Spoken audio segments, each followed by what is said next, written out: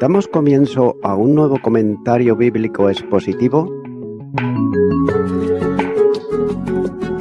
Servidores de Dios. Quien te habla es Manuel Cornejo. En esta ocasión estaré compartiendo en el Evangelio de Mateo, capítulo 3 y versículo 3, donde dice: Pues este es aquel de quien habló el profeta Isaías, cuando dijo: Voz del que clama en el desierto, preparad el camino del Señor, enderezad sus sendas. Juan el Bautista era el heraldo que anunciaba a Cristo. Los tres sinópticos consideran que en Juan se cumplen las profecías de Isaías, tocante al heraldo que procedía a la llegada del Mesías. Isaías, capítulo 40 y los versículos 3 al 5 dice: Voz que clama en el desierto, preparad el camino a Jehová, enderezad calzada en la soledad a nuestro Dios. Todo valle sea alzado, y bájese todo monte y collado, y lo torcido se enderece, y lo áspero se allane, y se manifestará la gloria de Jehová, y toda carne juntamente lo verá, porque la boca de Jehová ha hablado. Y de ahí que Mateo escriba cuando dice: Este es del que habló Isaías el profeta. Sin embargo, la profecía tiene que ver con la liberación del pueblo del cautiverio de Babilonia. La profecía de Isaías comienza con palabras de aliento y consuelo para el pueblo de Dios. Y de la misma manera que entonces Dios tiene que recordar a su pueblo cuál es su condición delante de él, para señalarles también la solución al problema, consistente en un retorno a él sin condiciones.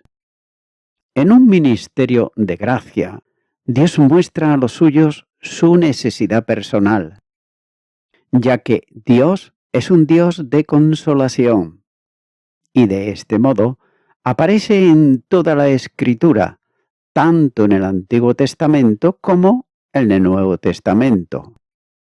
El Padre es el Dios de toda consolación. Segunda carta a los Corintios, capítulo 1 y versículo 3. Y el Hijo tiene un ministerio de consuelo como abogado acerca del Padre. Primera carta de Juan, capítulo 2, versículo 1. El Espíritu es el Consolador. Evangelio de Juan, capítulo 14, versículo 16 y 26. El Mesías vendría para consolar a todos los que lloran. Isaías, capítulo 61, versículo 2. Note que la proximidad del Mesías requería que una voz de Dios advirtiese al pueblo de una situación que exigía reparación o, tal vez mejor, restauración. La interpretación que Mateo da del pasaje pudiera parecer forzada, pero sin embargo, cuando los fariseos preguntaron a Juan si él era el Mesías, dijo que simplemente era la voz. Evangelio de Juan, capítulo 1 y versículo 23, dice: Dijo: Yo soy la voz de uno que clama en el desierto, enderezad el camino del Señor, como dijo el profeta Isaías. Jesús mismo dio la interpretación del pasaje profético relacionándola con Juan, en el Evangelio de Mateo, capítulo 11 y versículo 10, donde dice: Porque este es de quien está escrito: He aquí, yo envío mi mensajero delante de tu faz, el cual preparará tu camino delante de ti.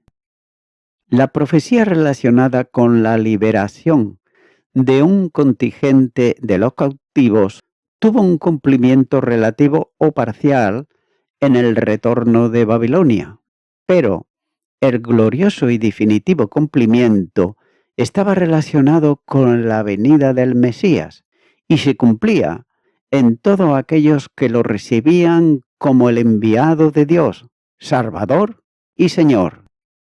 Juan era el que preparaba el camino del Señor.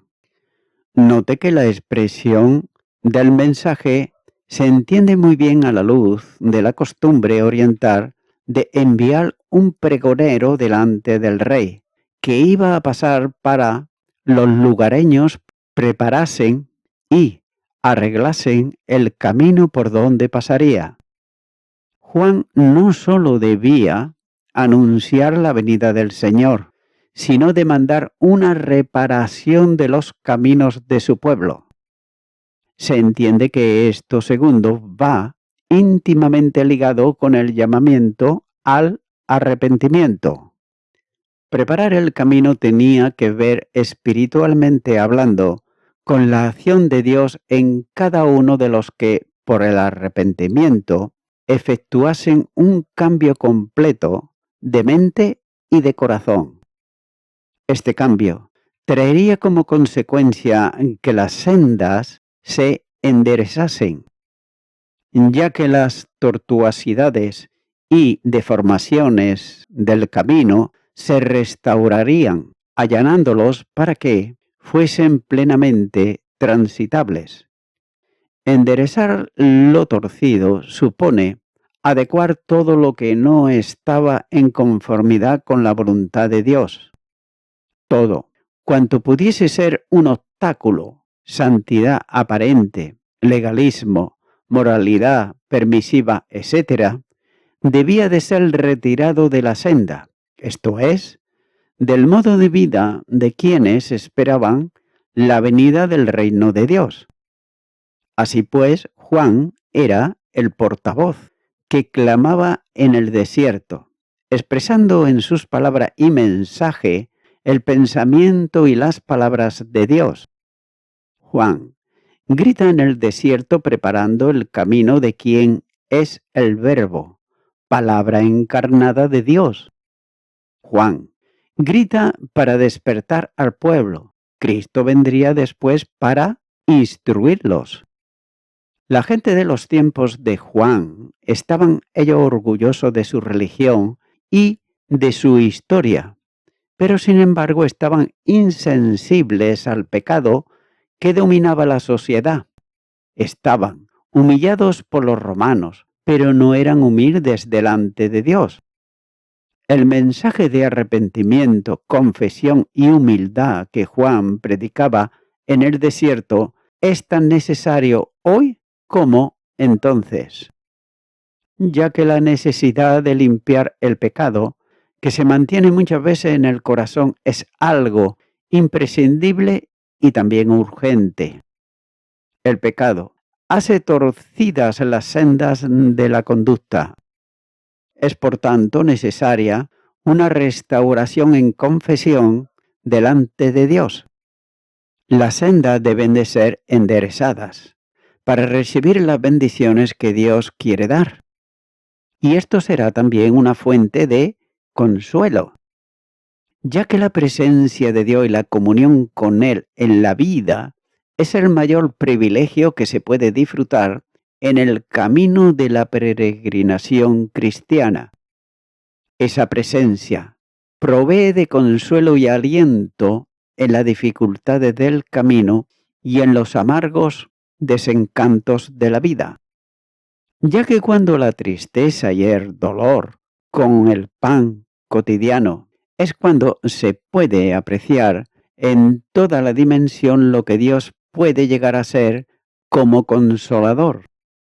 Pudiera ser que en su acción de gracia la pena y el conflicto no desaparezcan, pero habrá provisión de ayuda y poder para soportar las cargas.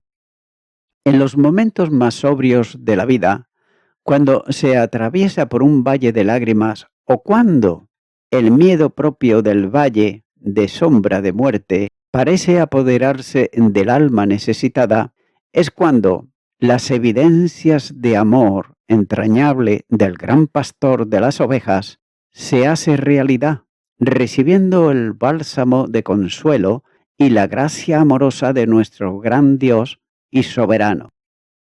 Continúo ahora con el versículo 4, donde dice: Y Juan estaba vestido de pelo de camello, y tenía un cinto de cuero alrededor de sus lomos, y su comida era langostas y miel silvestre.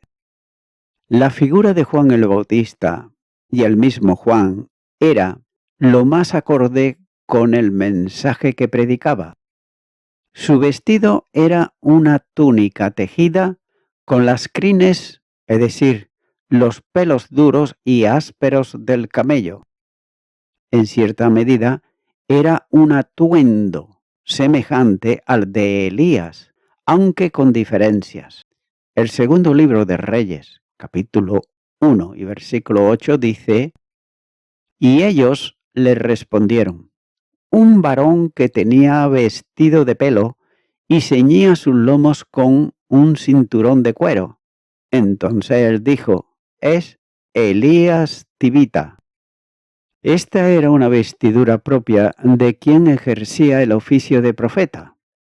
Zacarías, capítulo 13, versículo 4 dice: Y sucederá en aquel tiempo que todos los profetas se avergonzarán de su visión, cuando profetizaren, ni nunca más vestirán el manto velloso para mentir. Por tanto, su apariencia inspiraba respeto. Su mensaje estaba en consonancia con su apariencia.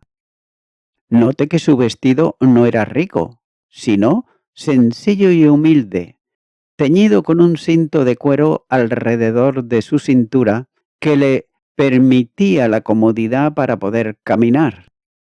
Jesús se refería más tarde al vestido de Juan diciendo que no era fino. Mateo, capítulo 11 y versículo 8 dice: ¿O qué salisteis a ver a un hombre cubierto de vestiduras delicadas? He aquí, los que llevan vestiduras delicadas en las casas de los reyes están. Aquel que era grande a los ojos de Dios aparecía humilde a lo de los hombres. No podía ser de otro modo, cuando anunciaba a quien no tendría atractivo alguno a la mirada natural humana. Isaías, capítulo 53, los versículos 2 y 3 dice: Subirá cuán renuevo delante de él, y como raíz de tierra seca. No hay parecer en él, ni hermosura. Lo veremos más inatractivo para que le deseemos. Despreciado y desechado entre los hombres, varón de dolores, experimentado en quebranto, y como que escondimos de él el rostro, fue menospreciado y no lo estimamos. También el alimento de Juan era tan simple como su propia ropa y tan sencillo como su mensaje. La langosta de la tierra donde predicaba, saltamontes o cigarrones, era su comida. Era el alimento de los pobres y de los beduinos que cruzaban el desierto. Solía comerlas cocidas o asadas al fuego, o incluso secas bajo el ardiente sol de verano propio de la depresión del Jordán. Y esta era una comida que podía encontrarse con cierta facilidad en el lugar poco poblado donde Juan predicaba y también bautizaba. En el desierto de Judea abundaban las abejas, que ponían sus panales de miel silvestre en las oquedades de las cuevas abundantes en la zona. Tampoco debe de olvidarse que en tiempo de Sansón, el juez, encontró un panel de miel en el costillar de un león, que él mismo había matado tiempo antes. Jueces, capítulo 14, versículo 8 dice: Y volviendo después de algunos días para tomarla, se apartó del camino para ver el cuerpo muerto del león. Y aquí que en el cuerpo del león había un enjambre de abejas y un panal de miel. Igualmente se menciona un hecho histórico en relación con Jonathan, donde había miel en abundancia. El primer libro de Samuel, capítulo 14, los versículos 25 en adelante, pero concretamente el 25 dice: y todo el pueblo llegó a un bosque donde había miel en la superficie del campo. En el desierto podía encontrarse la miel bajo las rocas y hendiduras de las peñas. Deuteronomios capítulo 32 y versículo 13 dice: lo hizo subir sobre la altura de la tierra y comió los frutos del campo, e hizo que chupase miel de la peña y aceite del duro pedernal. Juan el Bautista no solo era un heraldo con su palabra, sino con su propia vida. Por medio de su vestido, de su comida y de su modo de vida, se ponía en contraste con la arrogancia, corrupción y vanagloria que rodeaba la vida de muchos de sus hermanos en Judea. El egoísmo, el desenfreno, el orgullo y otros muchos pecados de sus contemporáneos eran denunciados simplemente con la presencia física y el estilo de vida del Bautista. Juan era un predicador integral del Evangelio del Reino. La misma necesidad es para los que, como cristianos, tienen el mandato de predicar el Evangelio a toda criatura. La vida personal de cada creyente debiera de ser un mensaje visible y silencioso del Evangelio que transforma. Romanos capítulo 1 y versículo 17 dice: porque en el Evangelio la justicia de Dios se revela por fe y para fe, como está escrito: mas el justo por la fe vivirá. El estilo de vida del creyente da validez a lo que predica o se opone a sus propias palabras. La mujer en casa de un incrédulo llevó a Cristo a su marido, no por su discurso sobre Cristo, sino por la conducta que reflejaba a Cristo en su propia vida. La primera carta de Pedro, capítulo 3 y versículo 1, dice: asimismo vosotras mujeres estáis sujetas a vuestros maridos, para que también los que no creen en la palabra sean ganados sin palabra por la conducta de sus esposas. Nadie puede pretender convencer a otros de la verdad que predica y de la necesidad de un cambio en relación con Dios, a no ser que su vida sea una vida que refleja la transformación a la que llaman a los demás. El mayor mal que se hace a la evangelización es la vida no transformada de los cristianos que de otra manera, por otro lado, ellos predican. Continúa ahora con el versículo 5, donde dice: y salía a él Jerusalén y toda Judea y toda la provincia de alrededor del Jordán.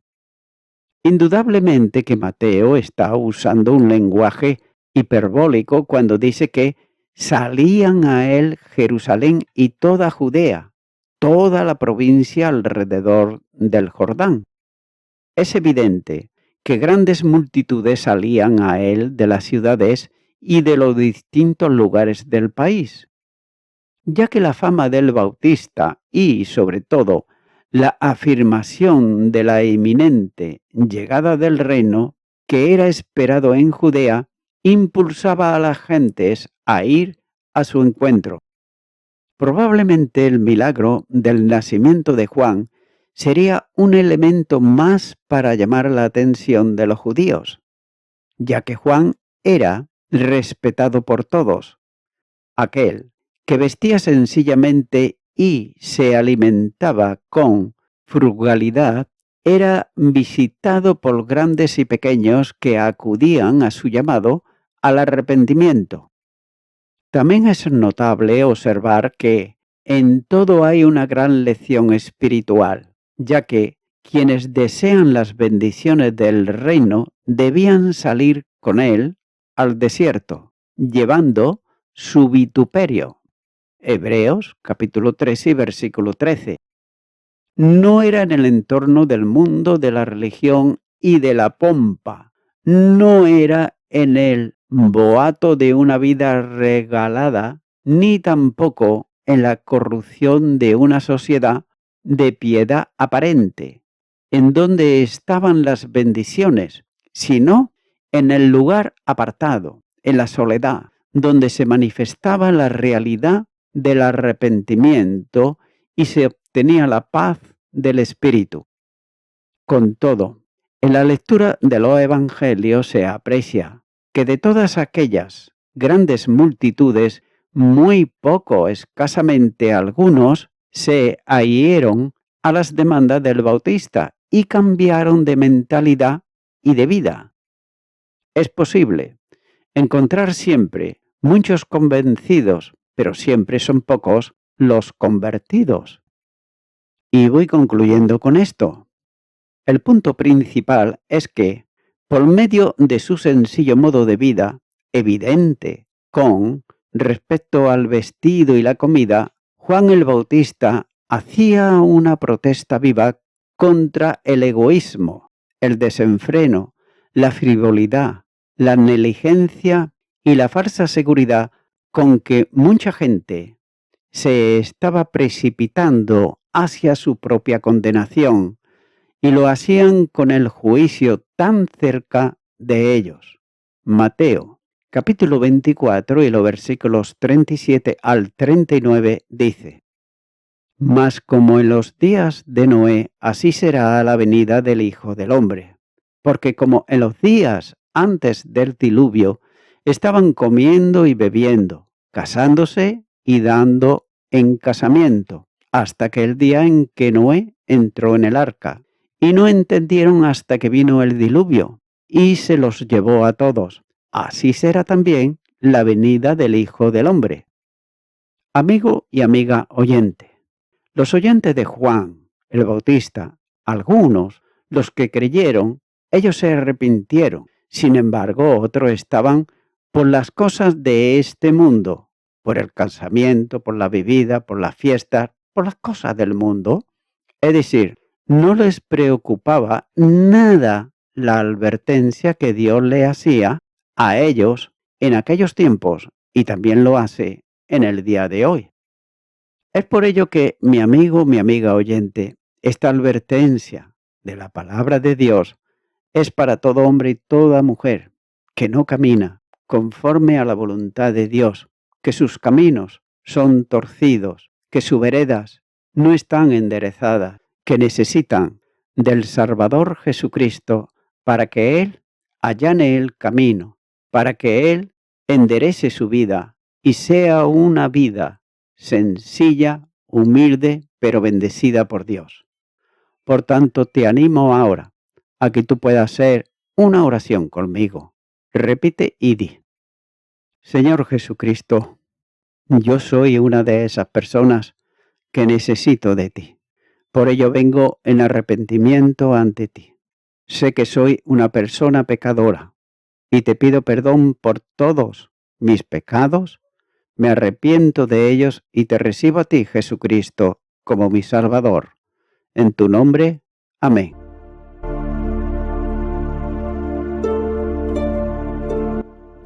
Amigo y amiga oyente, si tú has hecho esta oración de corazón, te recomiendo que comiences a orar a Dios, en primer lugar, en el nombre del Señor Jesucristo. Orar a Dios no es rezar, sino que es hablar con una persona. También te recomiendo que leas la palabra de Dios y lo hagas a diario. Comienza, por ejemplo, con el Nuevo Testamento. Y también, por último, te recomiendo que para que puedas crecer espiritualmente, te congregues en una iglesia cristiano-evangélica, donde se predique, se enseñe y se practique la sana doctrina y la palabra de Dios. Congrégate ahí y con el tiempo podrás crecer espiritualmente y también servir al Señor Jesucristo. Que Dios te bendiga. Y a toda la audiencia. Nuevamente ya me estoy despidiendo de todos ustedes y será hasta el próximo programa. Que Dios os bendiga a todos.